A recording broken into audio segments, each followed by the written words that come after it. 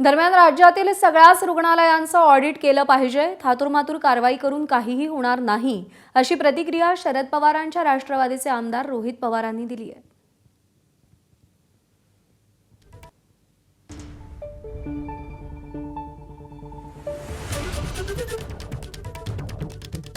अतिशय दुःखद घटना आहे। 3 लहान बालकांचा मृत्यू त्या आगीमध्ये झालेला आहे, जी हॉस्पिटलमध्ये लागली होती आणि काही 6 बालकं अजून सुद्धा सिरियस आहेत असं आम्हाला कळतं। या हॉस्पिटलचं फायर ऑडिट होणं महत्त्वाचं आहे, पण काय होतं की नुसतं ऑडिट केल्यासारखं दाखवलं जातं, पण त्याच्यात कधीच काही पुढं होत नसतं।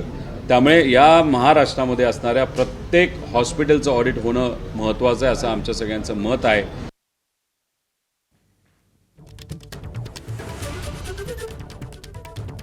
राज्यातल्या सगळ्याच रुग्णालयांचं ऑडिट करणं अत्यंत गरजेचं आहे।